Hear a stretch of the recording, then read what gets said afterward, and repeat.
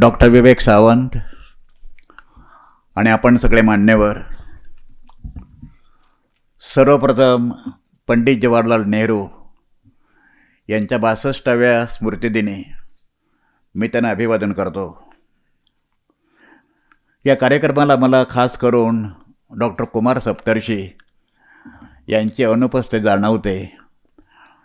याचं कारण आमच्या सामाजिक जीवनाची सुरुवात ही कुमार सप्तर्षीच्या नेतृत्वाखाली झाली.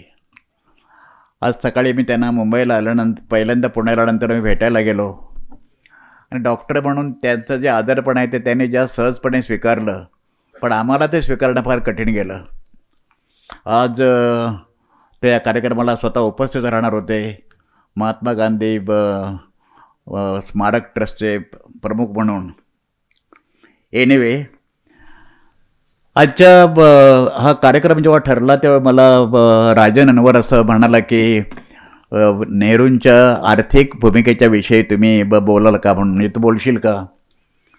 तर म्हटलं की नेहरूंचं फक्त आर्थिक धोरणाच्या विषयी बोलायचं खरं म्हणजे that is proper topic to speak. कारण आत्ता मी जो टॉपिक निवडला तो खरं इतका व्यापक आहे की मगाशी तुम्हाला निकमनी सांगितलं की त्याने जे काय संपूर्ण त्यांचा विचार करण्याचा जे अफाट विश्व नेहरूंचं जे होतं, पण नंतर मला असं जाणवलं की प्राथमिक स्वरूपात का होईना. त्यामुळे आज जे मी आता बोलणार आहे उल्हासदादा, ते फक्त मी नेहरूंच्या एकूणच भारताच्या विकासाच्या प्रतिमानाचं ढोबळमानाने आढावा आहे. जसं डी कोसंबी असं म्हणाले, introduction to the study of Indian history, तुमच्यापैकी बऱ्याच लोकांनी वाचलं असेल. ते पहिलं पुस्तक आहे भारताच्या इतिहासाचं मार्क्सवादी विश्लेषण करण्याचं पहिलं पुस्तक. आणि डी कोसंबे हे नम्रतेसाठी फार प्रसिद्ध नव्हते, पण तरी त्याने असं लिहिलं की introduction to the study of Indian history, म्हणजे प्रस्तावना. तसं आजचं जे भाषण जे आहे हे ढोबळमानातलं ढोबळ भाषण असं आपण समजावं. म्हणजे प्रस्तावना जी ज्याला म्हणतात की नाही, परत तुम्ही कधी बोलवाल त्यावेळी मी अवश्य येईन. कारण आता तसं काय काम विशेष असं नसतं. एक म्हणजे अगोदर जसं ठरलेलं असायचं काम तसं नाही आहे. त्यामुळे वेळ जर मिळाला आणि आपल्याला जर टाईम जर जमला व्यवस्थितपणे वेळ, तर मी परत येऊ शकेन. मला 2012मध्ये इंडियन इकॉनॉमिक असोसिएशन ही जी भारतातील 7000 अर्थतज्ज्ञांची संस्था जी आहे त्याच्या वार्षिक अधिवेशनाचा अध्यक्ष मी होतो 2012मध्ये विशाखापट्टणमला. आणि त्या अधिवेशनाच्या अध्यक्ष भाषणामध्ये मी कॉन्टेक्स्च्युअलायझिंग नेहरूवियन मॉडेल ऑफ डेव्हलपमेंट हे पुस्तक त्याचं म्हणजे आत्तापर्यंतच्या जवळजवळ 103 वर्षाच्या इंडियन इकॉनॉमिक असोसिएशनच्या इतिहासामध्ये this is the longest presidential address. आणि हे लिहायला मला जवळजवळ 6 ते 8 महिने लागले.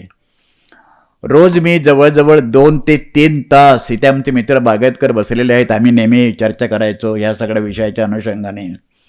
त्यांचंही मार्गदर्शन व्हायचं, त्यांच्याही सूचना व्हायच्या.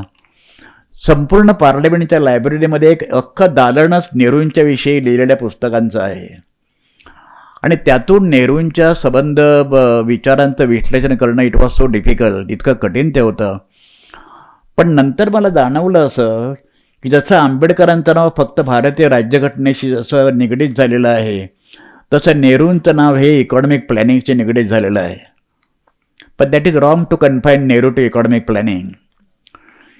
या देशामध्ये अगदी सगळे म्हणजे गांधींच्या सकट विचार करून सुद्धा या देशाला नेमकं कुठे घेऊन जायचं, what is the final destination for India, हे समजलेला एकमेव माणूस म्हणजे पंडित जवाहरलाल मोतीलाल नेहरू असं माझं म्हणणं आहे. आता खरं म्हणजे लोहियांच्या विचाराच्यामुळे आम्ही जे विचार केला सुरुवात केली ती अँटी काँग्रेस ट्रॅडिशनमुळे. म्हणजे we are known for anti Nehru tradition, anti Congress tradition. ही त्यावेळीची किती मोठी चूक होती आणि त्यामुळे नेहरूंकडे कसं दुर्लक्ष झालं याच्या संबंधामध्ये विचार करताना असं वाटतं की इतके आपण वेडे कसे होतो की नेहरूंना आपण समजावून घेतलं नाही. म्हणजे ज्या माणसाने भारत घडवला आंबेडकर तुम्हाला माहिती असेल, आपण बाबासाहेबांचं नाव भारतीय राज्यघटनेचे शिल्पकार असं म्हणतो आणि दॅट इज ॲब्सोल्युटली राईट.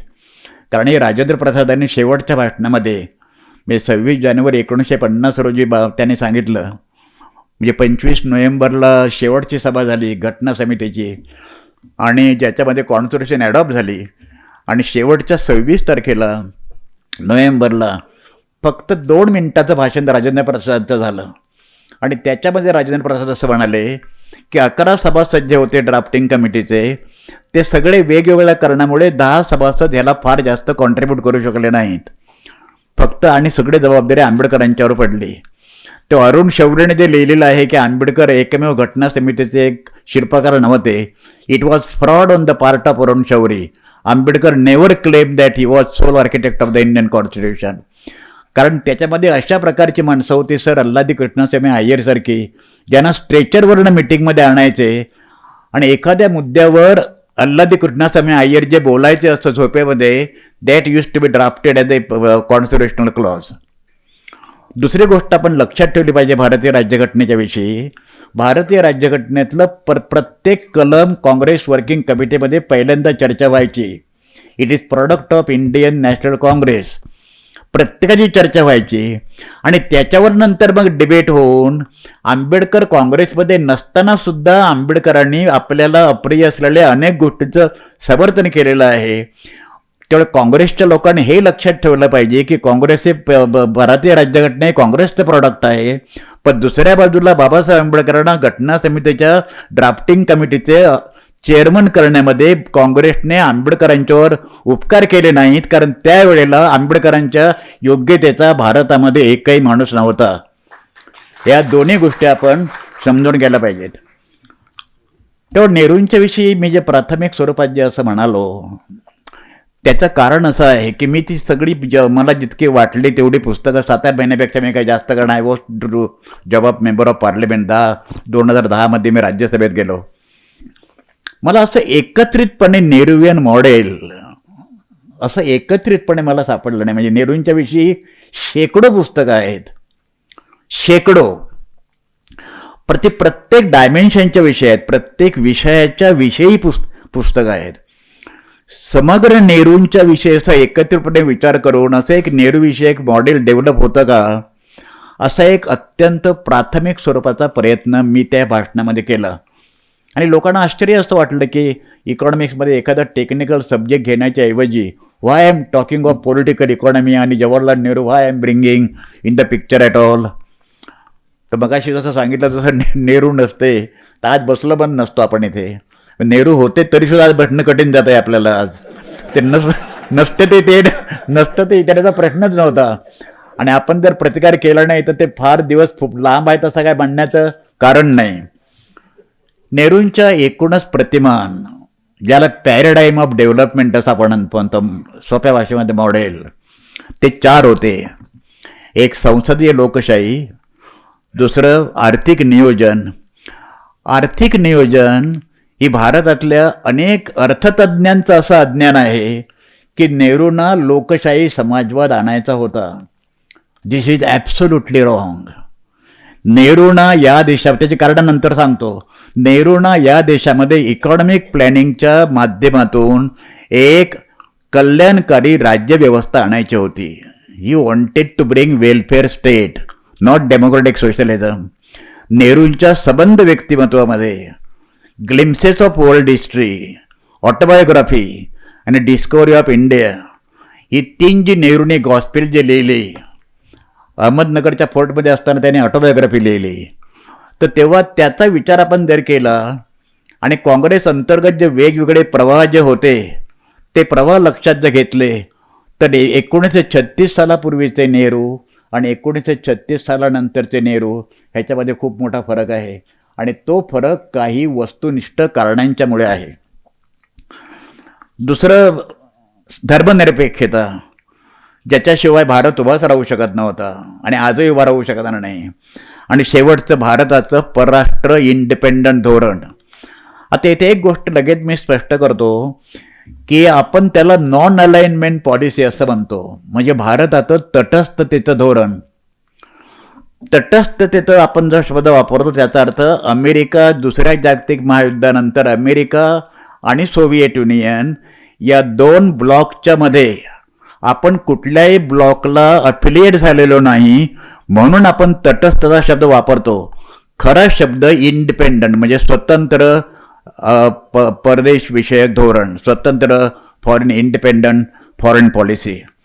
आता याच्या प्रत्येक तपशिलाविषयी जायचं जर असेल तर आता झालेले आहे 7. आणि in any case I don't want to speak for more than 1 hour वर सो, मॅक्झिमम 1 hour वर सो. म्हणजे बोलू कितीही शकेन, पण त्याला there is a limitation from both the sides. 9 डिसेंबरला 1946ला घटना समितीचं काम सुरू झालं आणि 13 डिसेंबरला नेहरूंनी ऑब्जेक्टिव्ह रिझॉल्युशन मांडलं. तो 2.5 पानाचा ऑब्जेक्टिव्ह रिझॉल्युशन म्हणजे भारतासमोरची नेमकी उद्दिष्ट काय आहेत, या 2.5 पानाच्या ऑब्जेक्टिव्ह रिझॉल्युशनवर भारतीय राज्यघटनेचा सबंध तात्विक डोलारा उभा आहे. एकतर भारतीय राज्यघटनेमध्ये 70% भारतीय राज्यघटना हे गव्हर्नमेंट ऑफ इंडिया ॲक्ट 1935ची प्रत्यक्षामध्ये जो तपशील दिलेला आहे तर गव्हर्नमेंट ऑफ इंडिया ॲक्ट 1935चा आहे. त्यामुळे आंबेडकर असं म्हणाले एकदा की what is there to be written in the Indian constitution, काय आहे लिहिण्यासारखं, it is already drafted in Government of India Act 1935. कारण डिटेल आणि त्याची सुरुवात 1909 मोर्ले मिंटो रिफॉर्म्सपासून झालेली होती. 1919 Montagu Chelmsford report, 1928 Nehru report आणि मग शेवटी अल्टिमेटली 1935 गव्हर्नमेंट ऑफ इंडियाचा कायदा. तर ते नेहरूंनी त्याच्यामध्ये मांडल्यानंतर घटना समितीची चर्चा जेव्हा झाली तेवढी प्रेसिडेन्शियल सिस्टीम आणायची की पार्लमेंटरी सिस्टीम आणायची याच्याविषयीचा प्रचंड वाद झालेला होता. पार्लमेंटरी सिस्टीममध्ये लेजिस्लेचरला executive is responsible and accountable. Government जे असेल लार्जेस्ट सिंगल पार्टी किंवा कोअलिशन गव्हर्नमेंट ते कायदे मंडळाला म्हणजे लोकसभा आणि विधानसभा यांना ते जबाबदार असतं, पण ते स्थिर असत नाही. प्रेसिडेन्शियल सिस्टीम स्थिर असते पण ती अकाउंटेबल नाही. म्हणजे आज डोनाल्ड ट्रम्प कुणालाही अकाउंट नाही. संबंध अमेरिकेच्या इतिहासामध्ये डोनाल्ड ट्रम्प इतका भंपक आणि बेजबाबदार प्रेसिडेंट ऑफ अमेरिका झालेला नाही. म्हणजे जो माणूस कधी युद्ध सुरू करू शकतो, परस्पर थांबवू शकतो, कुठल्याही देशाला काही निमंत्रण देतो का, म्हणजे काय म्हणजे एकदा तर मी असं बघितलं त्यांना प्रत्यक्ष ह्याच्यामध्ये टी व्हीवर एका ऑर्डिनन्सवर सही केली आणि पेन टाकून दिलं. असं लहान पोरं खेळात जसे पेन टाकून देत तशा, अरे पेन ते परत वापरू नका, तुम्हाला पेन पण असं लगेच फेकून, म्हणजे त्याच्यातून बेफिकिरीची वृत्ती दिसून येते ना. You are the president of the world. आपलं एकूण उत्पन्न $3.9 ट्रिलियन आहे. अमेरिकेचं $24.5 ट्रिलियन अमेरिकेचं आहे. आपल्याला 1 ट्रिलियन 5 मिलियन ट्रिलियन म्हणताना आपल्याला आणखी 5 वर्ष लागतील. आपल्याला त्या देशाचा प्रेसिडेंट नक्की जबाबदार पाहिजे. तेव्हा नेहरूंनी हा जो ऑब्जेक्टिव्ह रिझॉल्युशन म्हटलं त्याच्यामध्ये असं ठरलं शेवटी मग की आपण संसदेचा स्वीकार केला पाहिजे. दुसरं कारण असं होतं की भारता इतकी विविधता जगात दुसऱ्या कोणत्याही देशामध्ये नाही. ही विविधता जर राजकीय पक्षाच्या माध्यमातून जर चॅनलाइज करायची असेल तर प्रत्येक गटाला, प्रत्येक समूहाला, प्रत्येक प्रदेशाला, प्रत्येक सांस्कृतिक विभागाला हा देश is a culture of cultures. India is nation of nations. It is not only of states. इथे प्रत्येक राज्यामध्ये अशी संस्कृती आहे, अशी भाषा आहे, अशा चालीरीती आहेत, अशी वेशभूषा आहे, असं जेवण आहे की इट इज इंडिपेंडंट नेशन. अशा एका महाकाय खंडात्मक देशाला जर एकत्र ठेवायचं असेल तर पार्लमेंटरी डेमोक्रेसीमध्ये त्याला जागा आहे आणि याच्यातून पार्लमेंटरी डेमोक्रेसी स्वीकारण्यात आली. तिसरं अत्यंत महत्त्वाचं कारण, जर ब्रिटिशांनी समजा हिटलरने राज्य केलं असतं भारतावर किंवा फ्रेंचाने राज्य केलं असतं भारतावर तर काय झालं असतं. कारण अगोदर 4 लोकांच्या मध्ये स्पर्धा होती सगळी, डच, फ्रेंच, त्याच्यानंतर पोर्तुगीज आणि ब्रिटिश त्यापैकी सगळे विलोपाला गेलेले, मग शेवटी राहिले दोन, फ्रेंच आणि इंग्लंड, आणि शेवटी इंग्लंड वन. आता इंग्लंड का वन, का इंग्लंडचा विजय झाला याच्या कारणामध्ये मी जाऊ इच्छित नाही. परंतु घटनेमध्ये दुसरं एक पार्लमेंटरी सिस्टीममध्ये दुसरा एक अत्यंत महत्त्वाचा भाग असा आहे की it is union of states, it is not federation of states. सबंध राज्यघटनेमध्ये फेडरेशन हा शब्द कुठेही नाही, तरी इंडियन पॉलिटी ही फेडरल पॉलिटी आहे. भारतीय राज्यघटनेमध्ये युनिटरी कॉन्स्टिट्यूशन असा शब्दप्रयोग नाही, ती फेडरल कॉन्स्टिट्यूशन आहे. परंतु इमर्जन्सीमध्ये सगळ्या राज्यांच्या पॉवर सेंटरकडे करून घेण्याच्या कपॅसिटी आणि प्रोव्हिजन ही भारतीय राज्यघटनेमध्ये आहे, ज्याचं उदाहरण 1975 आणीबाणीमध्ये झालेलं होतं. All rights of the states were withdrawn and they were kept with the central government. घटनेमध्ये जसं तरतूद केलेले आहे की केंद्र आणि राज्य या दोघांना दिलेल्या पॉवर्सच्या व्यतिरिक्त ज्या रेसिज्युअल पॉवर्स ज्या आहेत, या रेसिज्युअल पॉवर्स केंद्राकडे असतील, अमेरिकेमध्ये त्या राज्यांच्याकडे आहेत. भारतामध्ये कोणत्याही राज्याला भारतापासून स्वतःला तुटण्याचा अधिकार नाही, राईट टू सिसीड नाही, जो अमेरिकेमध्ये आहे. तर तेव्हा या सगळ्या गोष्टींचा विचार केल्यानंतर दुसरं एक अत्यंत महत्त्वाचं नेहरू आणि पटेलांचं काम होतं, ते म्हणजे अल्पसंख्याकांचे अधिकार. आज जे लोक सहजपणे म्हणतात की तुम्ही पाकिस्तानात जा म्हणून, ते कुठल्या भ्रमामध्ये आहेत? त्यांना काय वाटतं पाकिस्तानात जा म्हणून?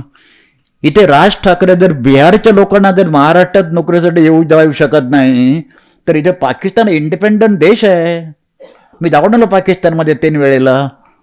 पाकिस्तानमध्ये तुम्ही बॉर्डर क्रॉस करू शकत नाही, because that is independent nation. इथे बिहारचा माणूस येऊ शकत नाही.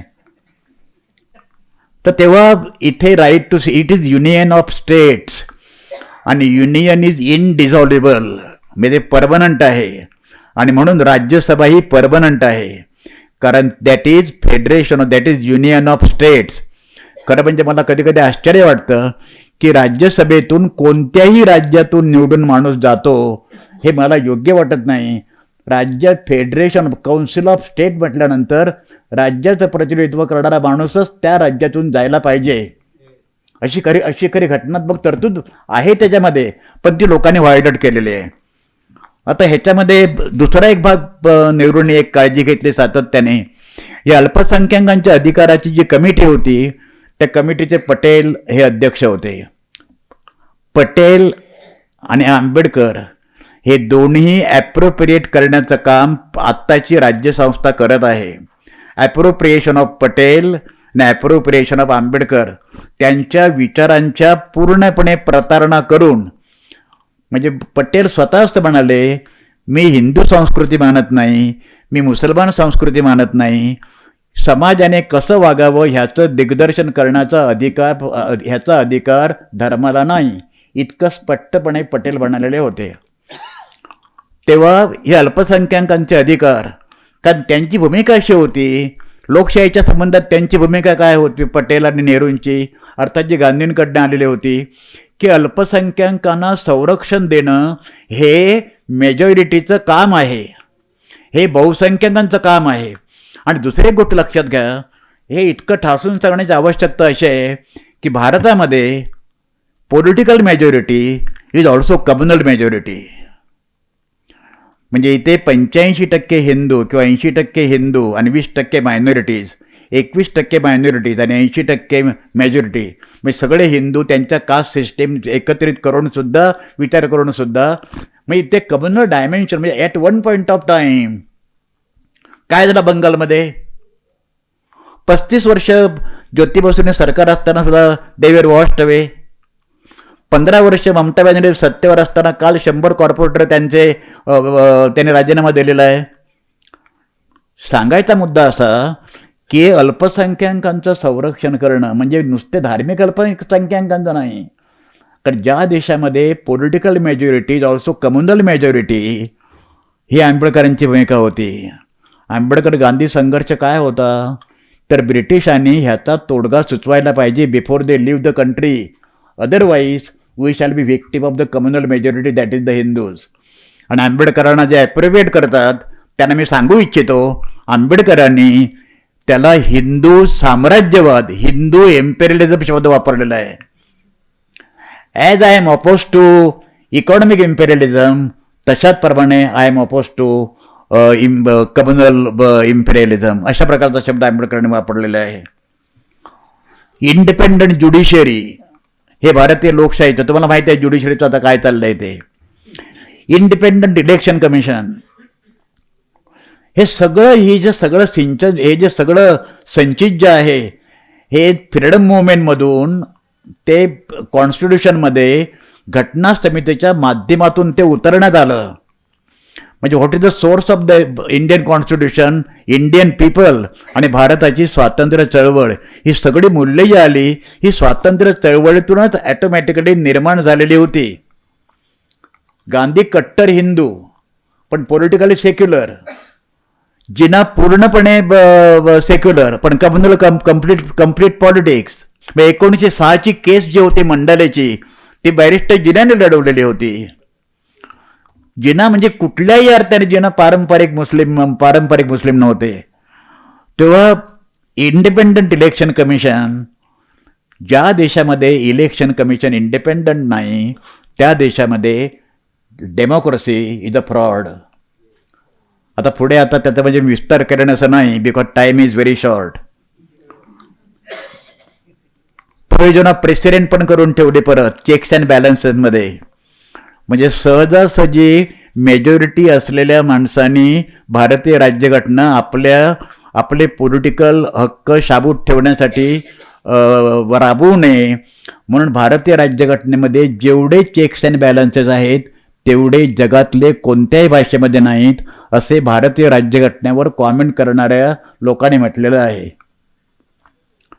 म्हणजे इतके चेक्स अँड बॅलन्सेस आहेत. म्हणजे उदाहरणार्थ इलेक्शन कमिशनवर प्राईम मिनिस्टर, विरोधी पक्षनेता आणि chief justice of supreme court. घटना दुरुस्ती करून मोदी सरकारने chief justice of supreme court of इंडियाला काढून टाकून स्वतःला हवा तो कॅबिनेट मिनिस्टर. म्हणजे इट इज 2 versus 1. आत्ता सुप्रीम कोर्टने निर्णय परवा एक्सप्रेस केला, ओपिनियन, निर्णय नाही दिला की अशा तऱ्हेने इलेक्शन कमिशनर्सनं 2 versus 1 हे लोकशाहीच्या दृष्टिकोनातून योग्य नव्हे. ज्युडिशियल रिव्ह्यू, म्हणजे ही काळजी परत आंबेडकर, नेहरू आणि पटेल यांनी घेतली. पार्लमेंटने एखादा केलेला कायदा हा योग्य तऱ्हेने घटनेची पावित्र्य, घटनेची तरतूद पाळून केलेला आहे की नाही हे करण्याची जबाबदारी घटनेच्या मध्ये ज्युडिशियल रिव्ह्यू त्यांना सध्या केलेले आहे. आणि अशा प्रकारची राज्यघटना जी आज भारताला एकसंध ठेवण्याची ताकद ही भारतीय राज्यघटनेमध्ये निर्माण करण्यामध्ये फ्रीडम मूवमेंट, घटना समिती, पटेल, आंबेडकर आणि नेहरू यांची होती, हे आपण लक्षात घ्यायला पाहिजे. म्हणजे सगळे समजा असते, इन्क्लुडिंग गांधींचं मार्गदर्शन आणि फ्रीडम मुवमेंट आणि आंबेडकरांसारखे ड्राफ्टिंग कमिशनचे चेअरमन समजा, आणि had Nehru not been there, please remember, Indian constitution would have been totally different. आणि म्हणून मला कधी कधी असं एकटं असल्यानंतर मला जाणवतं असं की आपण सुरुवातीच्या वयामध्ये इतके वाहत गेलो आणि नेहरूंच्या संबंधामध्ये आपल्याला इतकं नीट कळलं कसं नाही आपल्याला, आणि आपण जाणवलं कसं नाही. आपण नेहरूंचा जरा थोडा डिटेल अभ्यास केला पाहिजे. अर्थात त्याचं कारण फार मोठ्या प्रमाणावर डॉक्टर राम मनोहर लोहिया यांचा अनपेक्षित आणि अवाढव्य प्रभाव, की लोहिया इज फायनल वर्ड, अशा प्रकारची आमची भूमिका होती. आणि तो एक प्रकारचा मूर्खपणा होता, हे मी आता जाहीरपणे कबूल करतो. आर्थिक नियोजन, इकॉनॉमिक प्लॅनिंग जे नेहरूने जे आणलं ते इकॉनॉमिक प्लॅनिंग 5 वर्षे मी होतो. आणि इकॉनॉमिक प्लॅनिंगमध्ये नेहरूने जे तयार केलं त्याला काँग्रेसचा एवढा विरोध होता अंतर्गत. पहिल्यांदा नेहरूंच्यावर रशियन रेव्होल्युशनचा प्रचंड प्रभाव होता. आणि त्या काळी जर असं वाचला लक्षात आपण येईल, 1917 साली क्रांती झाली आणि नेहरूंना असं वाटलं की भांडवलशाही अर्थव्यवस्था, साम्राज्यवादी अर्थव्यवस्था ही शोषक अर्थव्यवस्था आहे आणि म्हणून भांडवलशाहीला विरोध करणाऱ्या देशांनी किंवा व्यक्तींनी साम्राज्यवादाला सुद्धा विरोध केला पाहिजे. आणि म्हणून नेहरूंनी सुरुवातीपासूनच इंटरनॅशनलिझम, संपूर्ण काँग्रेसच्या धोरणामध्ये इंटरनॅशनलिझम म्हणजे आंतरराष्ट्रीय व्यवहारची सांगड घालण्याचं काम पहिल्यांदा जवाहरलाल नेहरूने केलं. म्हणजे मला नेहमी असं वाटतं की जर समजा नेहरू राजकारणात नसते आले तर एकतर ते फिलॉसॉफर तरी झाले असते किंवा ते हिस्टॉरियन तरी झाले असते. पण आजही ग्लिम्प्सेस ऑफ वर्ल्ड हिस्ट्रीमध्ये त्यांनी इंदिरा गांधींना जी पत्रं लिहिलेली आहेत ती पत्रं आपण पाहिली किंवा डिस्कवरी ऑफ इंडियामध्ये आपण पाहिलं तर नेहरूंचा विचार करण्याची पद्धत जी असेल, म्हणजे ही was not statesman as Indira Gandhi was, absolutely not. आणि तरीसुद्धा जगात त्यांचं वजन किती मोठं होतं हे नेहरूंच्या सुरुवातीलाच आपल्याला लक्षात येतं. 1917मध्ये क्रांती झाली, 1927ला क्रांतीची 10 वर्षे झाली. ती 10 वर्ष सेलिब्रेट केली. त्याला मॉस्को आणि मोतीलाल नेहरू आणि पंडित जवाहरलाल नेहरू मॉस्कोला गेले होते. त्यावेळी 1921मध्ये रशियामध्ये पहिलं प्लॅन सुरू झालेलं होतं. त्यांचं प्लॅनिंग 5 वर्षाचं, पण 15 वर्षाचं प्लॅनिंग पण त्यांचं असतं, त्याला गॉस प्लॅन असं म्हणतात. म्हणजे 15 वर्षाचं दूरदृष्टीचं प्लॅनिंग. आणि त्यांच्याने आपल्या प्लॅनिंगमध्ये फरक असा की आपलं फायनान्शियल प्लॅनिंग आहे. म्हणजे 10,000 कोटी खर्च केले, 15,000 कोटी खर्च केले. जसे आता नुसते पुलं आणि ब्रिजेस बांधणं म्हणजे डेव्हलपमेंट, शिक्षण नाही, शाळा नाही, दवाखाने नाहीत, फक्त ब्रिजेस बांधणं, त्याचं प्रदर्शन करणं म्हणजे डेव्हलपमेंटचा विकास. 84 माळ्याची बिल्डिंग. मी एकदा असं चहा घेताना मनमोहन सिंगांना एकदा असं विचारलं, पण प्राईम मिनिस्टर म्हणून तुम्ही असं इंटरव्हेन्शन केलं पाहिजे की अमेरिकेमध्ये जितक्या फ्लोअर बांधाल तितक्या फ्लोअरपर्यंत अग्निशामक दलाची गाडी जाते. इथे मी राहतो 9व्या माळ्यावर, आमची बिल्डिंग 14 माळ्याची आहे, 10व्या माळ्याच्या वर फायर ब्रिगेड जात नाही. पण लोकांनी करायचं काय? तुम्ही सिनेमा बघितला असेल ना, टॉवरिंग इन्फर्नो, इंग्रजीमध्ये ऑपरा तुम्ही येऊन गेला होता. म्हणजे तुम्ही मला कळत नाही की जर समजा 25व्या माळ्यावर 48व्या माळा आग तर काय लोक मरतीलच ना. तेव्हा नेहरूंनी त्या सगळ्या काळामध्ये नेहरूंचं शिक्षण 13व्या वर्षी नेहरू इंग्लंडला गेले, 20व्या वर्षी परत आले. आणि नेहरूंच्यावर फेबियन सोशॅलिझमचा एक फार मोठा प्रभाव होता. GDH कोल, हॅरोल्ड लास्की वगैरे अशा लोकांचा, इन्क्लुडिंग बर्टन रसेल, या सगळ्या नेहरू भेटलेले होते. नेहरू त्यांना भेटायचे, म्हणजे रसेल वगैरे लोकांना. आपल्याकडचे आता नवीन लोक असतात जे ते वेगळ्या लोकांना भेटतात, त्यांची पण नेहरूंची आणि आईन्स्टाईनची भेट व्हायची. Nehru use to discuss Einstein. म्हणजे आता लोकांना आपल्याकडे आईन्स्टाईन म्हणजे काय आणि काय काय. एकदा मेपूर एक म्हणाले, ते वसंतराव नायकांच्याकडे गेले होते आणि खांडेकरांचा विषय निघाला. तर वसंतराव नायकांनी तुला कोण खांडेकर? म्हणजे महाराष्ट्राचे मुख्यमंत्र्याला खांडेकर म्हणजे अजूनही छोटेपणाने देखील माहिती आहे खांडेकर. परंतु नाईक म्हणाले खांडेकर कोण असं चिरूड घेऊन असं म्हणाले. हो, ते म्हणे खांडेकर म्हणजे मोठे लेखक आहेत. हा, मोठे लेखक. त्यांना आणा काय होतं एकदा चहाला. आता खांडेकर गेल्यानेच सुद्धा मुद्दा वेगळा. तर नेहरूंच्यावरती भूमिका होती आणि रशियन रिव्होल्युशनचा प्रचंड प्रभाव होता. 1929मध्ये नेहरू लाहोर कॉन्फरन्सचे अध्यक्ष झाले. खरा तो क्लेम पटेलांचा होता. तुम्ही डायनेस्टिक पॉलिटिक्स जे म्हणता की नाही, please try to understand the origin of that. I don't believe in dynastic politics in that sense. 1929 साली लाहोरच्या कॉन्फरन्समध्ये Patel being senior his claim was there to president. पण मोतीलालजी गांधीजींना असं म्हणाले, बापू मेरे जन्म में मैं जिंदा होते हुए मैं चाहता हूँ कि जवाहर काँग्रेस का प्रेसिडेंट बने. 1929मध्ये नेहरू लाहोरच्या कॉन्फरन्सचे अध्यक्ष झाले आणि 1930मध्ये कराची अधिवेशनामध्ये पटेल अध्यक्ष झाले. इट वॉज ॲब्सोल्युटली फ्लॉप अधिवेशन. कारण 1929मध्ये नेहरूंनी पूर्ण स्वराज्याची मागणी केलेली होती. आणि एकदा पूर्ण स्वराज्याची मागणी केल्यानंतर तुम्हाला कुठला विषयच काय तुम्हाला राहत नाही ना.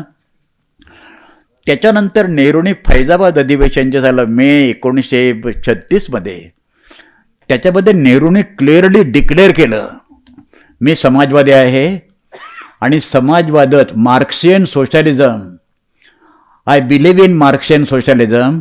सोशलिझम हाच जगाचे दारिद्र्य आणि बेरोजगारी मिटवू शकतो, ह्याच्यावर माझी धारणा आहे, ह्याचा माझा विश्वास झालेला आहे. आणि काँग्रेसने सोशलिस्ट ऑर्गनायझेशन व्हायला पाहिजे, अशा प्रकारची माझी भूमिका आहे. प्लॅनिंग कसा आला भारतामध्ये? त्याच्या तिसऱ्या दिवशी राजेंद्र प्रसाद, पटेल, दौलतराम, एडी श्रॉफ या लोकांनी नेहरूला पत्र लिहिलं. तुमच्या परवानगीने, most of you are quite well I think, म्हणजे I am not wrong, know English very well, perhaps better than what I know. आता ते मला पटकन ट्रान्सलेशन करणं कठीण आहे, त्याचे मी थोडक्यात सारांश नंतर मी सांगेन. तिसऱ्या दिवशी पत्र लिहिलं आणि संपूर्ण संघटनेवर पटेलांचा प्रभाव होता प्रचंडपणे. पूर्णपणे पटेल सेक्युलर होते, पण पटेल इकॉनॉमिक पॉलिसीच्या बाबतीमध्ये he was absolutely again socialism, economic planning आणि मार्क्स नावं. एकदा ते नेहरू नाव असं म्हणाले, मला जरा मार्क्सवर जरा समजावून सांगा म्हणून.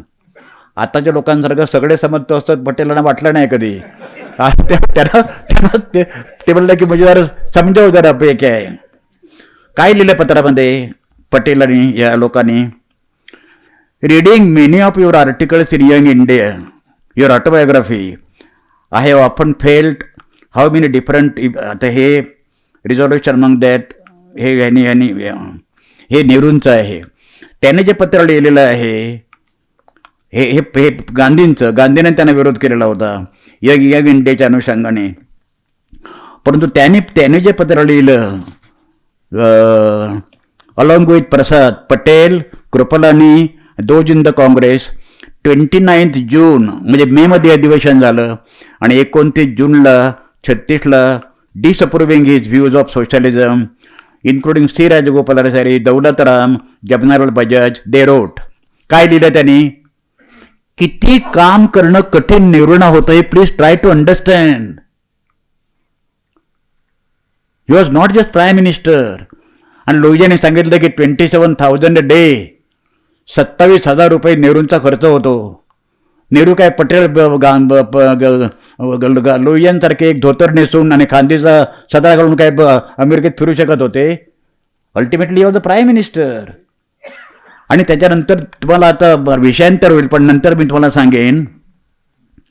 We feel that preaching and emphasizing by the President and the members of the Working Committee of Socialism, while the Congress has not adopted it, is prejudicial to the best interests of the country and to the success of the national struggle of freedom, which we all hold to be the first and the paramount concern of the country.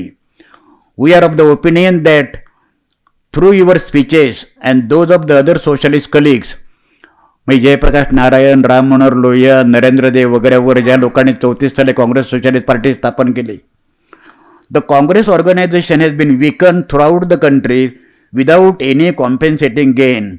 The effect of your propaganda on the political work immediately before the nation, particularly the programme of election. कारण 37ची पहिली प्रांतिक निवडणूक व्हायची होती, ज्याच्यामध्ये 4 lakh kilometre नेहरूपणे प्रवास केला होता जवळजवळ, has been very harmful, and we feel that in the situation created, we cannot shoulder the responsibility of organizing and fighting the coming election. म्हणजे तुम्ही जर सोशलिझमचा जास्त आग्रह धरलात तर काँग्रेसचं एवढं नुकसान होईल, फ्रीडम स्ट्रगलचं एवढं नुकसान होईल की आम्हाला 1937ची पहिली प्रांतिक निवडणूक लढवणं कठीण जाईल. दुसऱ्या भाषेत आम्ही निवडणुकीवर बहिष्कार टाकू. अशा परिस्थितीमध्ये 15 मार्च 1950 रोजी, without mentioning in the constitution, नेहरूने केवळ एका नोटिफिकेशनने प्लॅनिंग कमिशनची स्थापना केली,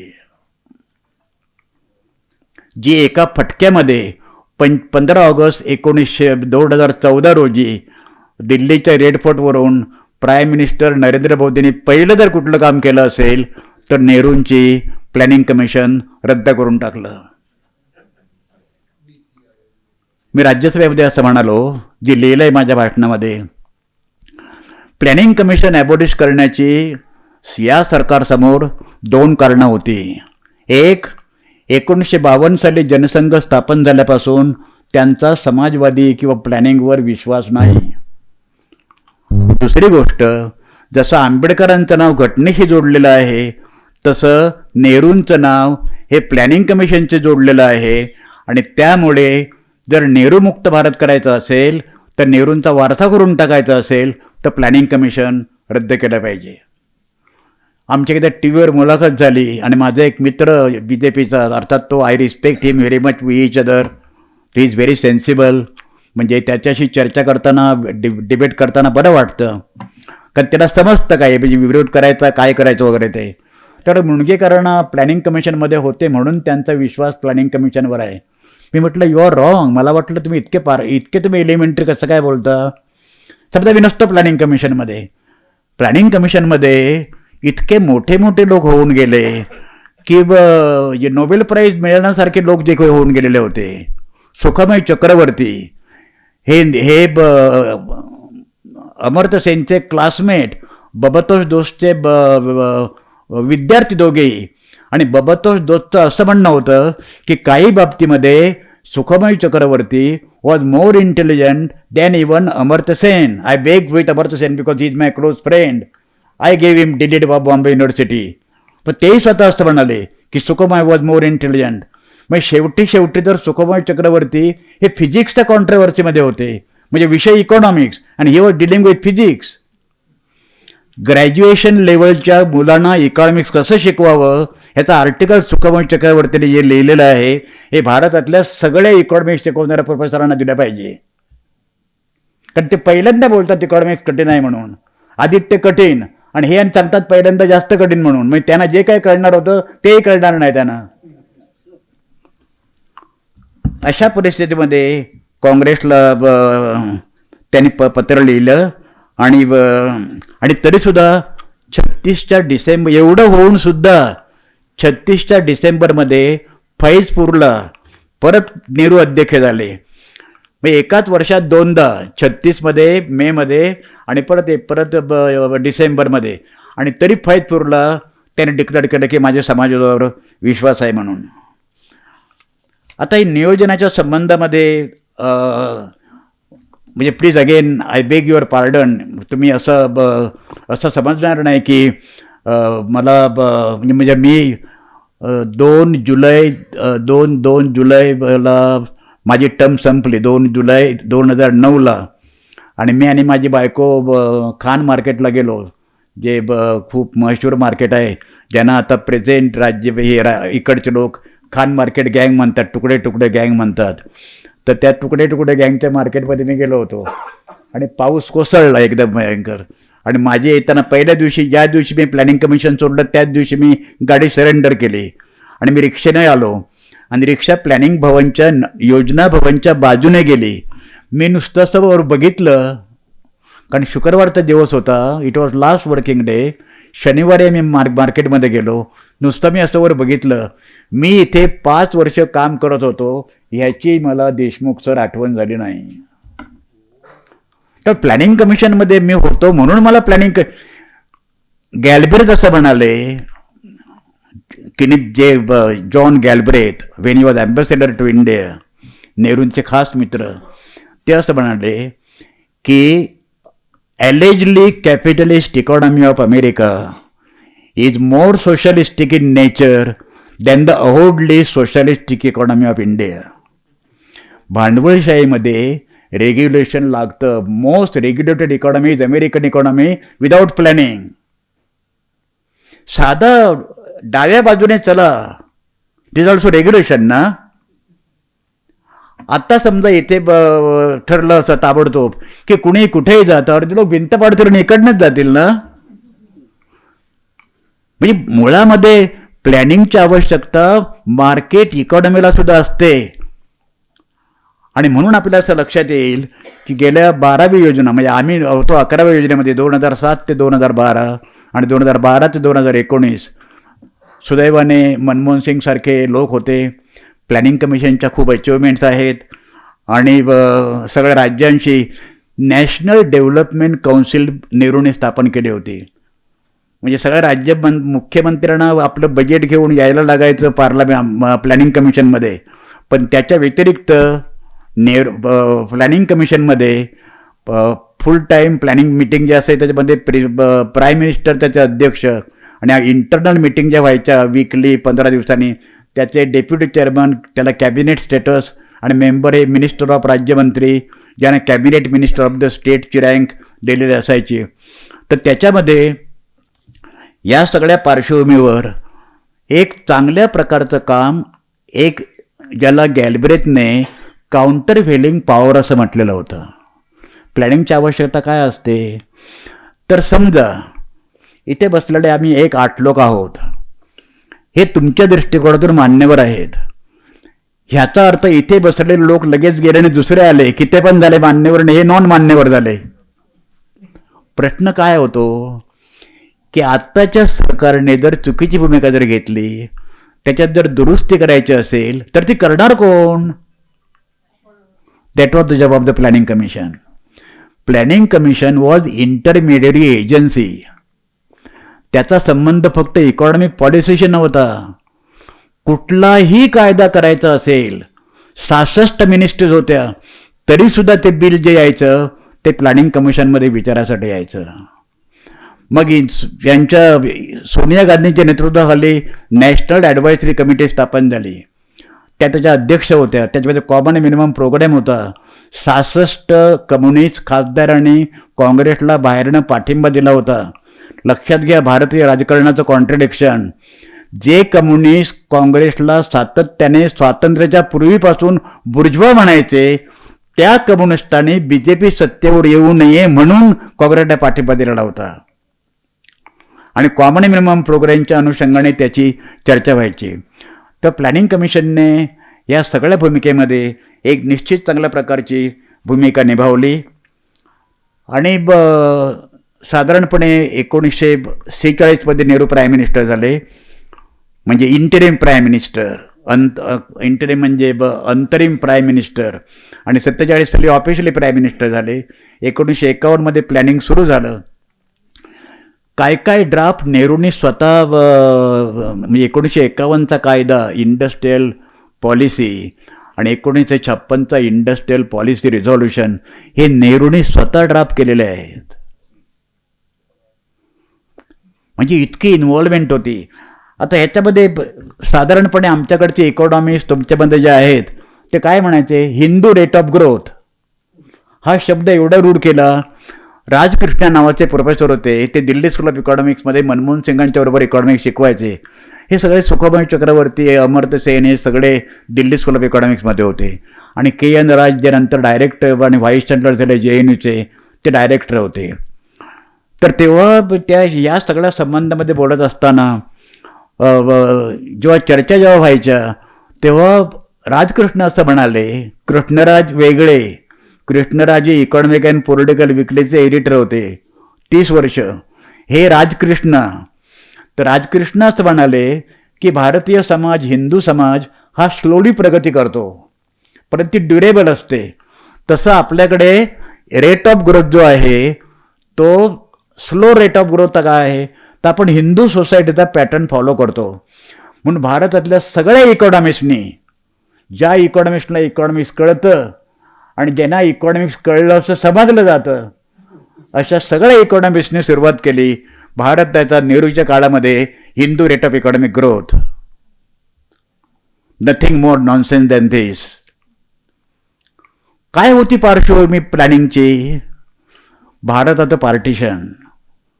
दुसऱ्या जागतिक महायुद्धापेक्षा जगाच्या इतिहासामध्ये घडलेलं सगळ्यात मोठं स्थलांतर, 30 लाख लोकांची हत्या, 30 लाख, जवळजवळ 9.5 ते 10 लाख महिलांच्यावर, परस्परांच्यावर हिंदू मुसलमानाने केलेले बलात्कार, निर्वासितांचे लोंढे, 10% rate of saving, 11% rate of interest, 11% साक्षरता. कोणत्याही देशातून कोणत्याही प्रकारची, जसं दुसरं जागतिक युद्ध झाल्यानंतर अमेरिकेने मदत घेतली तशा प्रकारे कुठल्याही प्रकारची आर्थिक मदत नाही, इंडस्ट्रियल क्लास नाही, टेक्नॉलॉजी नाही कुठल्याही प्रकारची, सुई सकट सगळ्या गोष्टीचा आपण इम्पोर्ट करत होतो. हिंदू मुसलमानांचे प्रचंड दंगे, गांधींची सुद्धा नौखालीमध्ये खून होण्याची शक्यता, नेहरूंना प्रत्यक्ष जावं लागलं. लोक टीका करतात की गांधी नौखालीमध्ये होते आणि मग नेहरूंनी स्वातंत्र्याचा ध्वज कसा काय काय करतील नेहरू. तुम्हाला असं वाटलं की नेहरूंनी 15 ऑगस्टला भारतात दिल्लीमध्ये राहू नये. लोकांना इतके बालबोध प्रश्न पडतात. He was to take power immediately 15 August at midnight. लोहियांनी आपल्याला लिहिलं guilty man of Indian partition, जे आम्ही पाठांतर केलं होतं. जसं काय नेहरू आणि पटेल आणि दोघांनी पार्टिशन केलं. बाकीचे 1905 साली कर्जनीने जेव्हा बंगालची फाळणी केली, that was the seed of the partition of the country. त्याच्यापासून तर सगळे इतिहास तुमच्याच लक्षात येईल की slowly India is leading towards partition. Partition havoc. हजारो पुस्तकं लिहिलेत पार्टिशन ऑफ इंडियावर आणि अजूनही लोकांच्या चर्चेचा विषय आहे. इतके सगळे भीषण प्रसंग असताना ऑक्टोबर 63 नेहरूने जे भाषण केलं पार्लमेंटमध्ये, तेव्हा नेहरू असं म्हणाले की 3.5% rate of growth during last 14 years according to me is satisfactory. 1991 नंतर मनमोहन सिंगांनी या लोकांनी जे रिफॉर्म्स आणले त्यांचा रेट ऑफ ग्रोथ काय होता? I asked Manmohan Singh planning committee मीटिंगमध्ये, it is not more than 7%. म्हणजे एवढं मोठं सबंध इकॉनॉमिक रिफॉर्म्स करून, मधुरमी यांच्या भाषेमध्ये भूमंडलीकरण करून, लिबरलायझेशन, प्रायव्हेटायझेशन, खाजगीकरण करून ultimately what you achieved? 7% rate of growth. That is twice of what Nehru achieved in this background. त्यामुळे नेहरू युग म्हणजे अंधार युग असं जे लोक म्हणतात, ते मूर्खाच्या नंदनवनामध्ये आहेत असं माझं म्हणणं आहे. I am blunt in this respect. Mao stood on Lenin shoulder असं फेमसली म्हणलं जायचं. म्हणजे मार्क्सिझम, लेनिनिझम आणि माओसिझम थॉट. मी 5 वेळा चायनामध्ये गेलो. चायनामध्ये गेल्यानंतर पहिल्यांदा मी तियानमिन स्क्वेअरमध्ये जातो, ज्या ठिकाणी ह्याची बॉडी ठेवलेली आहे, कोणाची? माओची. ती बॉडी 250 फूट जमिनीच्या खाली, ती लिफ्टने खाली जाते. अजूनही माओ शांत झोपल्यासारखं वाटतं. धरणीकंप झाला तरी माओच्या बॉडीला धक्का लागणार नाही. माओ गेल्यानंतर चेअरमन ऑफ चायना, हे रिपब्लिक ऑफ चायना, हे पद काढून टाकलेलं आहे. देर इज फक्त जनरल सेक्रेटरीची पोझिशन आहे. म्हणजे मी तुम्हाला काय सांगत होतो, ते इतक्या बालबोधपणे राजकारणाचा विचार करून आपल्याला चालणार नाही. 3.5% rate of growth, 4% rate of growth आणि 7% रेट ऑफ ग्रोथ, ह्याच्यामध्ये आत्ताच्या परिस्थितीमध्ये फार मोठा फरक आणि फार मोठे आपण किमयागार केले असं मला वाटत नाही. तिसरं नेहरूंचं डायमेन्शन हे धर्मनिरपेक्षतेचं, त्याच्याविषयी काय तुम्हाला बोलण्याची आवश्यकता नाही. वेस्टर्न कंट्रीजमध्ये there is clear cut separation between church and the state. इथे लोकांचं रिलिजियस माइंड आहे. स्टालिनने क्रांती स्टॅबिलाइज करण्यासाठी, स्थिर करण्यासाठी धर्म ही संकल्पनाच मोडीत काढली. पण त्याला त्या लक्षात नंतर असं आलं की आपण अनार्की करतो आहोत निर्माण. आणि म्हणून भारतीय राज्यघटनेमध्ये तुम्हाला धर्मनिरपेक्षता, त्याच्यातले जे सगळे फंडामेंटल राईट जे आहेत, मार्गदर्शक तत्त्व जे आहेत, त्याच्यामध्ये right to accept religion, propagate religion, धार्मिक स्वातंत्र्य देखील तुम्हाला आहे. आता ते संपूर्णपणे ह्या एका क्लॉजवर संपूर्ण भारतीय राजकारण हे एका रिलिजियस फ्रीडमवर अवलंबून आहे. म्हणजे इथली मेजॉरिटी ठरवणार, पॉलिटिकल मेजॉरिटी विल डिसाईड की इथल्या प्रत्येक व्यक्तीला धार्मिक स्वातंत्र्य आहे की नाही. म्हणून अनेक राज्यांनी अँटी कन्व्हर्शन लॉ, धर्मांतर विरोधी कायदे केलेले आहेत. समजा अशी कल्पना करा, हेच सरकार 1956 साली असतं तर आंबेडकरांनी 14 ऑक्टोबर 1956ला धर्मांतर करू शकले असते. म्हणून पटेल असं म्हणाले. पटेलांचा सगळ्यात उंच पुतळा उभारून पटेलांचं भूमिका तुम्हाला नाही समजून घेता येणार. तुम्हाला पटेल असं म्हणाले की मी हिंदू संस्कृती मानत नाही, मी मुस्लिम संस्कृती मानत नाही, जे जे या देशाच्या हिताचं असेल ते मी मानतो. धर्माला व्यक्तीने काय करावं, समाजाने काय करावं, हे पटेलसारखा माणूस म्हणू शकतो. Nehru I can understand. तुम्हाला नेहरूंच्या विषयी फेमस गोष्ट माहिती आहे ना, कुंभमेळ्यामध्ये नेहरू आणि सुरू असताना लालबहादूर शास्त्री एकदा कुंभमेळ्यामध्ये नेहरूंना घेऊन गेले. नेहरूंना म्हणाले की तुम्ही जरा एक डुबकी मारा म्हणून. नेहरू म्हणाले आय एम सॉरी. शास्त्री म्हणाले 4 थेंब तरी डोक्यावर काढा. I am extremely sorry. उद्या मी येऊन 2 तास गंगेमध्ये पोहेन. I will swim but today I will not accept your drops here. हे कन्व्हिक्शन केवढी असावी लागतील तुम्ही कल्पना करा. याचा अर्थ नेहरूने चुका केल्या नाहीत असं नाही. त्या 2-3 चुका मी तुम्हाला सांगतो काय नेहरूने केल्या त्या. पण धर्मनिरपेक्षतेशिवाय ज्या दिवशी या देशामधून म्हणजे एका विशिष्ट धर्माचं राज्य, ज्याला हिंदू राष्ट्र असं म्हटलं जातं, ज्याचा आधार हिंदुत्व असा आहे.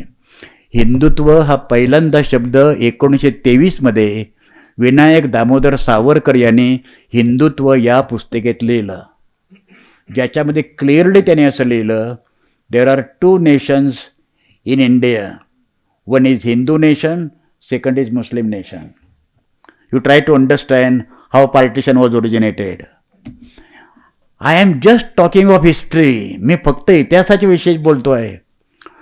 इथे प्रत्येक माणसाचा धर्म, म्हणजे समजा उद्या माझ्या बायकोने सांगितलं की मला गणपतीची पूजा करायची आहे, तर मी सांगेन सगळ्यात चांगला गणपती कुठे मिळतो, तिथून मी गणपती आणून देतो. एकच फक्त अट आहे की गणपतीची पूजा करायला मला सांगू नकोस. म्हणजे आमचं लग्न झाल्यानंतर मी महाबळेश्वरला गेलो कुमार सप्तर्षीचं अनुकरण करून. तर बायको म्हणजे पहिल्यांदा त्या महाबळेश्वरला म्हणजे श्रीकृष्ण त्याच्या देवळामध्ये गेली. मी बाहेर उभा राहिलो. ती गेली देवळामध्ये. त्यांच्या घरचं अगोदरचे लोकांचं ट्रॅडिशन वगैरे पाळायचे. 2-3 महिने प्रयत्न करून पाहिले. मी काही बोललो नाही, कारण शी हॅज कम्प्लीट फ्रीडम ना. तुम्ही तिच्यावर फ्रीडम कसं काय लादणार तुम्ही. तशा पद्धतीने धर्मनिरपेक्षता या देशातून ज्या दिवशी जाईल. आता काय होतं धर्मनिरपेक्षतेविषयी? Common civil code. पहिली गोष्ट लक्षात अशी घ्या, there is no word common civil code, there is uniform civil code. Uniform civil code. आत्ता ज्या सरकारला, मोदी सरकारला किंवा त्यांच्या जे सरकार जे इंडिया आहे, त्यांना माझी अशी विनंती आहे की तुम्हाला जर पाहिजे आहे समजा युनिफॉर्म सिव्हिल कोड, त्याचा ड्राफ्ट सबमिट करा ना आणि submit to the parliament. You are just doing shadow boxing. म्हणजे मी आता रात्री मुंबईला जाताना शॅडो बॉक्सिंग करत राहणार लोकांशी जे मला विरोध करतात त्यांच्याशी. त्याला काहीच अर्थ नाही ना. You submit the draft. V P Singh जेव्हा किडनीच्या आजारासाठी बॉम्बे हॉस्पिटलमध्ये यायचे तेव्हा मला नेहमी बोलवायचे आपल्या सह्याद्री गेस्ट हाऊसवर. मी म्हटलं युनिफॉर्म सिव्हिल कोडच्या विषयी तुमचं काय म्हणणं आहे. 5-6 वेळेला मी भेटलो जेवायला. ते म्हणाले क्या क्या करोगे युनिफॉर्म. काय करणार तुम्ही युनिफॉर्म. आता मुंबईमध्ये जैनांच्या सोसायटीमध्ये मांसाहाराला पूर्णपणे बंदी आहे. आता उद्या की परवा ईद आहे. त्या मीरा भाईंदरमध्ये गेली शेकडो वर्षे लोक ते बकरी आणून कापतात. आता त्या ठिकाणी लगेच दंगे व्हायला सुरुवात झालेली आहे आणि पोलीस बंदोबस्त सुरू झालेला आहे. आता बकरी ईदमध्ये जर त्यांनी बकरी कापायची, तुमच्या देवळासमोर जर कापली बकरी जर कापली, तर अंडरस्टँडिंग आहे की त्याने करताच का बने. नेहरूंचा हिंदू कम्युनलिझमला विरोध होता, मुसलमान communal. Nehru was oppose to communalism of anything, any party, any community, any society, any cultural group. आता अशा पद्धतीने जर समजा हा देश एकत्र ठेवायचा असेल, आणि ह्याच्यावर इतकं विस्तृतपणे नेहरूने लिहिलेलं आहे. आता सध्याच्या गव्हर्नमेंटच्या विषयी काय लिहिलेलं आहे त्याच्या मी खोलात जाऊ इच्छित नाही. नेहरूंनी आपल्या प्राईम मिनिस्टरच्या काळामध्ये राज्यांच्या मुख्यमंत्र्यांना 500 पत्र लिहिली. 500. प्रत्येक 15 दिवसांनी मुख्यमंत्र्याला पत्र. दिल्लीत काय चाललेलं आहे हे त्यांना कळवायचं. तुमचं काय ओपिनियन आहे तुम्ही कळवा. तुम्हाला मार्गदर्शन आम्ही करू, तुमचं मार्गदर्शन आम्हाला पाहिजे, अशा प्रकारचं. आणि म्हणून त्यांनी ती नॅशनल डेव्हलपमेंट काउन्सिल सुरू केलेली होती. आता ह्याच्यामध्ये इंदिरा गांधीने इमर्जन्सी आणली, त्याच्या विरोधामध्ये आम्ही होतो. इमर्जन्सी आणताना तशा प्रकारची परिस्थिती होती हे मी आजही मान्य करतो, आणि तरी इमर्जन्सीला माझा विरोध होता. पण एक हिस्टॉरिक ज्या गोष्टी इंदिरा गांधीने केल्या, इंदिरा गांधीची ओळख लोकांना काय आहे की फक्त इमर्जन्सी आणली. 100 गोष्टी केल्या ज्या नेहरूंच्याही पुढे. 117 संघटना नेहरूने स्थापन केल्या, 117. अशी एक संस्था भारतात दाखवा साहित्य अकादमी सहित की जी नॅशनल स्कूल ऑफ ड्रामा, ज्याचा मी चेअरमन होतो, अशी एक संस्था सांगा जी नेहरूने स्थापन केली नाही. हे सबंध बेसिक स्ट्रक्चर ज्याच्यावर बिल्डिंग उभी आहे, ते सबंध बेसिक स्ट्रक्चर एकट्या जवाहरलाल नेहरूने उभं केलेलं आहे. ते तुम्ही बरोबर लिहिलं. भारताचा कोहिनूर आणि आशियाचा दीपस्तंभ. तर इंदिरा गांधीने जेपींच्या चळवळीमध्ये प्रतिगामी लोकांचा आणि जातीवादी लोकांचा जास्त भरणा आहे हे ध्यानात घेऊन इंदिरा गांधीने ऐतिहासिक कार्य केलं. ते म्हणजे 42वी घटना दुरुस्ती करून राज्यघटनेच्या प्रिॲम्बलमध्ये सेक्युलर आणि सोशलिस्ट हे 2 शब्द आणले. आणि पहिल्यापासून 2014ला 26 मे 2014ला प्राईम मिनिस्टर आत्ताच्या आहेत ते झाल्यापासून आतापर्यंत प्रत्येक दिवशी त्यांची मागणी आहे की प्रिॲम्बलमधून घटना तर बदला म्हणतात ते सोडा, 50% जास्त बदलून पण ते झालेले आहे. डोंट बी अंडर इम्प्रेशन की भारतीय राज्यघटना म्हणजे काहीतरी नवीन पुस्तक आणणार वगैरे म्हणून. आतून ते हळूहळू इट इज बिंग क्रिपल्ड. म्हणजे जशी उंदीर जसं चावत राहतो तशा पद्धतीने एक एक प्रोव्हिजन, म्हणजे इलेक्शन कमिशनचं आपण पाहतो आहोत, तेव्हा त्यांनी त्याच्यामध्ये सेक्युलर शब्द आणला आणि म्हणून थोडंफार तरी आपल्याला त्याच्यामध्ये वाव आहे. परराष्ट्र धोरण. आता संपूर्णपणे जग 2 विभागामध्ये विभागलं गेलेलं असताना इट इज 740. परराष्ट्र धोरण नेहरूंनी स्वतंत्रपणे आखणं आणि त्याच्यामध्ये नेहरूंची भूमिका अशी होती की जर समजा युरोप आणि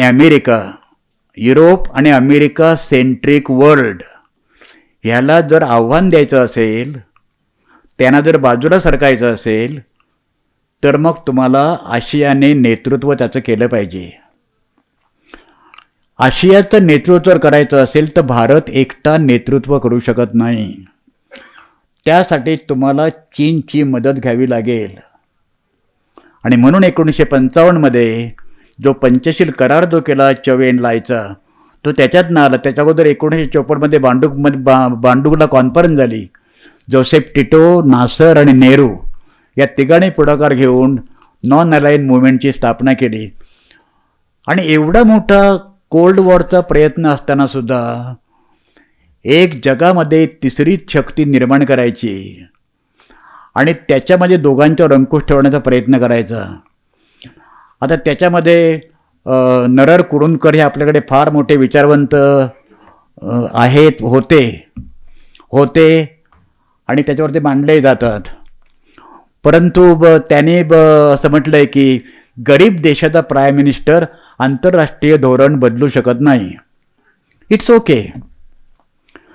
पण मला तुम्ही सांगा, आज फॉरेन पॉलिटिक्समध्ये अमेरिकेने इराणवर हल्ला केल्यानंतर जो देश सबंध जगभर टेररिझम पसरवतो, तो देश अमेरिका आणि चायना ह्यांच्यामध्ये मध्यस्थी करतो.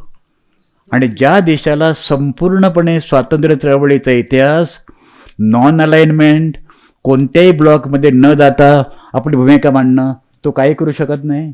ही लाजिरवाणी गोष्ट नाही आहे. कदाचित तुमच्यापैकी काही लोकांना वाटत असेल की I am talking from one point of view, but I have that one point of view of mind.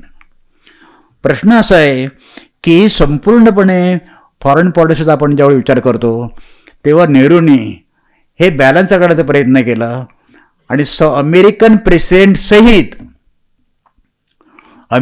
President सहित जगामध्ये नेहरू एक अशी व्यक्ती होऊन गेली की ज्याचा एक नैतिक दबदबा होता. नुसती आण्विक क्षेपणास्त्र तयार करून तुम्ही जग जिंकू शकत नाही.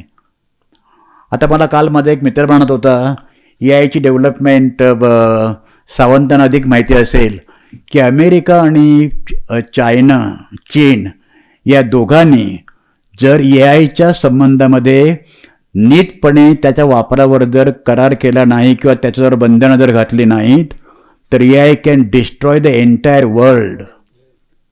इतकी ताकद AI मध्ये आहे. ते नुसता पण ते भाषांतर करतो तेवढं नाही आहे AI.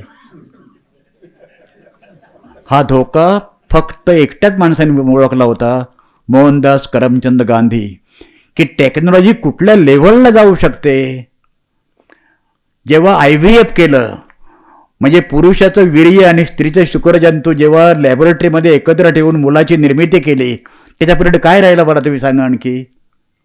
की प्रत्यक्ष स्त्री आणि पुरुष किंवा नवरा आणि बायको यांचा फिजिकल कॉन्टॅक्ट येण्याची काहीच आवश्यकता नाही. गांधी मोठे का होते? नुसते नौखालीमध्ये गेले म्हणून नव्हे. आणि Gandhi was not philosopher the way Bertrand Russell was modern philosopher. तेव्हा हे जे परराष्ट्रीय धोरण जे आहे त्याच्यामध्ये कालच चर्चा झाली होती IBN न्यूज लोकमतवर. भारताने आत्ताच्या संदर्भामध्ये संपूर्णपणे एक लुटूपुटूची लढाई म्हणजे खरं युद्ध नको, लुटूपुटूची लढाई करण्याचं सुद्धा भारताने सोडून देणं, इतकं हतबल होणं आणि अमेरिका सांगेल तसं वागणं.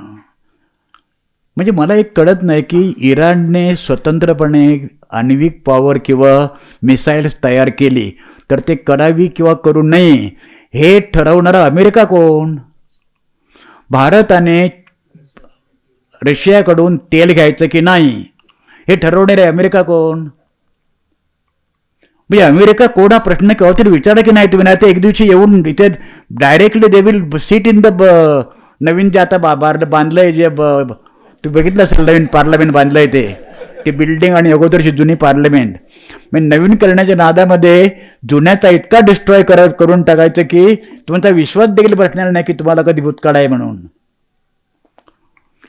तो सांगायचा मुद्दा असा की परराष्ट्र धोरण आपलं साधे देश म्हणजे बाकीचे मोठे मोठे देश सोडून द्या, परंतु श्रीलंका, मालदीव सारखा छोटा देश म्हणजे सदाशिव पेठा एवढा आहे मालदीव आहे, तो सुद्धा आपला ऐकत नाही.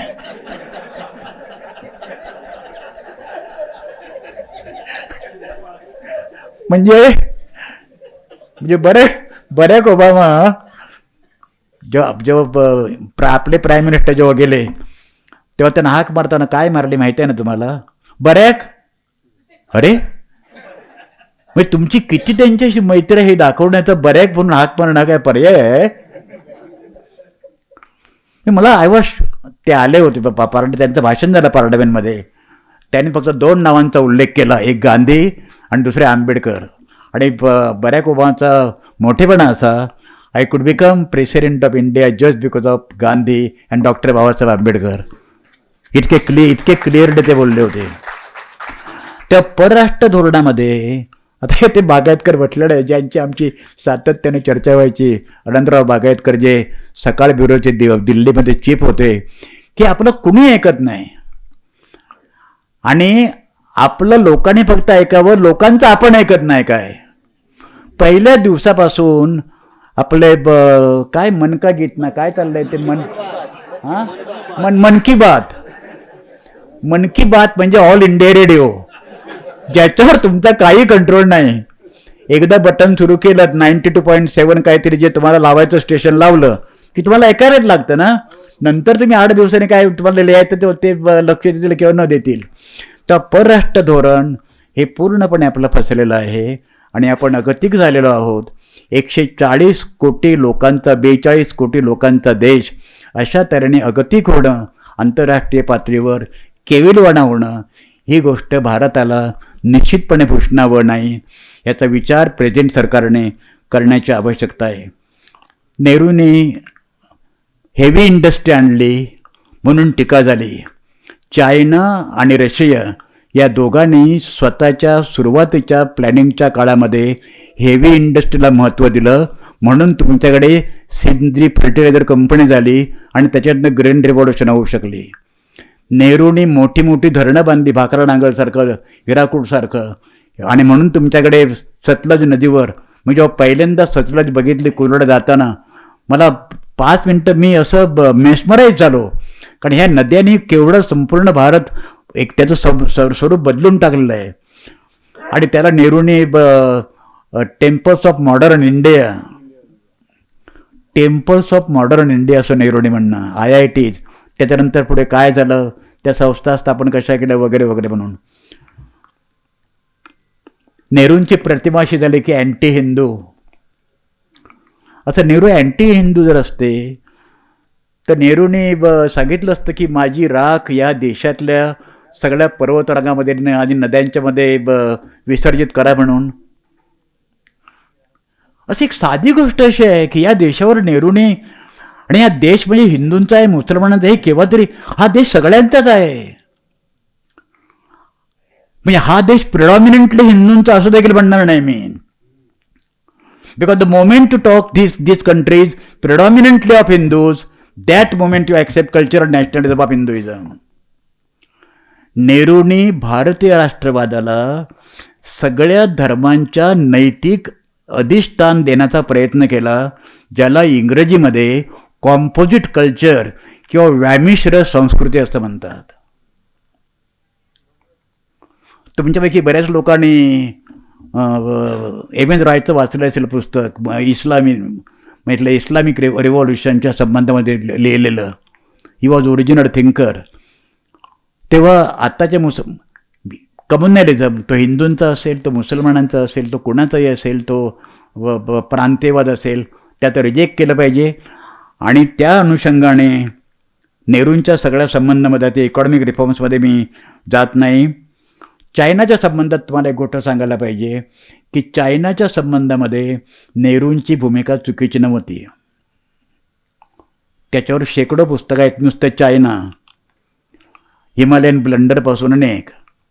नेहरूंची चूक काय झाली, नेहरूंनी कृष्ण मेननवर नको तितका विश्वास ठेवला. ही वस्तुस्थिती आपण लक्षात घ्या. तुम्ही चीनला कसं काय काउंटर करू शकता? अमेरिकेचा इन्कम आहे $24 ट्रिलियन, चायनाचा आहे $17 ट्रिलियन.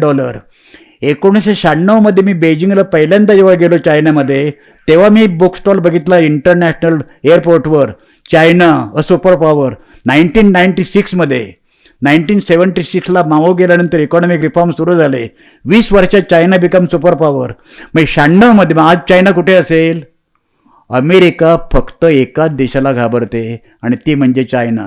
बिकॉज चायनाला डॉलरच्या ऐवजी युआन हे इंटरनॅशनल करन्सी करायचे आहे. आणि म्हणून परवा भेट घेतल्यानंतर, डोनाल्ड ट्रम्प भेटल्यानंतर 5व्या दिवशी पुतिन त्यांना भेटायला गेले. 2 गोष्टी नेहरूंच्या काळामध्ये झाल्या. एक म्हणजे नेहरूंनी इन्कम डिस्ट्रीब्युशनवर जितका भर द्यायला पाहिजे, त्यांनी म्हटलंय खूप, इथे पुस्तकाच्या मध्ये इतकी 10 रेफरन्सेस आहेत. इन्कम डिस्ट्रीब्युशन व्हायला पाहिजे, ग्रोथ अलोन इनफ नाही आहे, पण नेहरूंनी इन्कम डिस्ट्रीब्युशनकडे अधिक लक्ष द्यायला पाहिजे होतं. एक प्राईम मिनिस्टर म्हणून त्याची काही कारणं जरी असली तरी नेहरूंचं झालेलं दुर्लक्ष हे अक्षम्य आहे. याच्यापेक्षा मोठी लिमिटेशन नेहरूंचं म्हणजे नेहरूंनी प्राथमिक शिक्षणाकडे जितकं लक्ष द्यायला पाहिजे होतं तितकं लक्ष दिलं नाही. आज काय परिस्थिती आहे प्राथमिक शिक्षणाची? राईट टू एज्युकेशन 2009 सोनिया गांधींच्या नेतृत्वाखाली प्लॅनिंग कमिशन आणि नॅशनल ॲडव्हायझरी काउन्सिलने केल्यानंतर सुद्धा प्रत्येक दिवशी बातम्या येतात, 15,000 शाळा बंद, 4,000 शाळा बंद. म्हणजे शाळा तर जावडेकर इथे बसले आहेत, त्याचे जास्त तज्ज्ञ आहेत त्याच्यामध्ये, की शाळा 3-3, 4-4, 5-5 किलो दुसऱ्या गावी जायचं.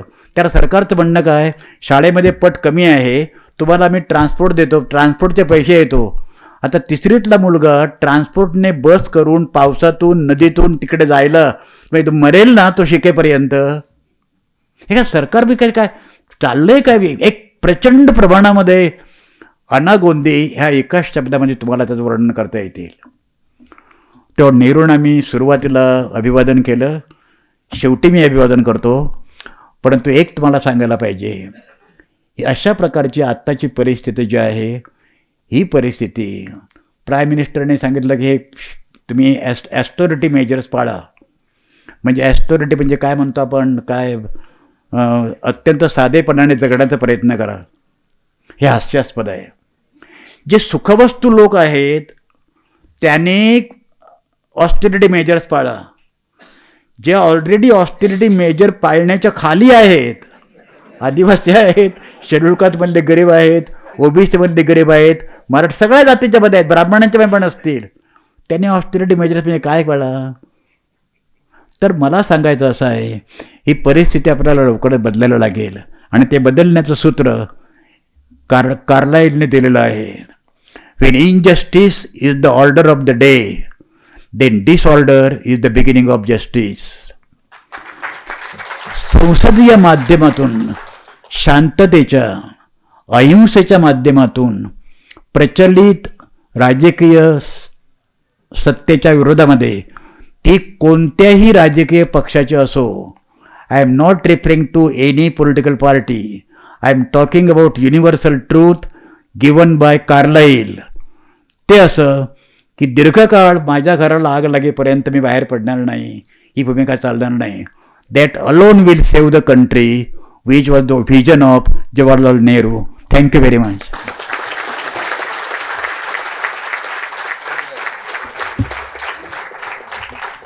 खूप खूप धन्यवाद सर.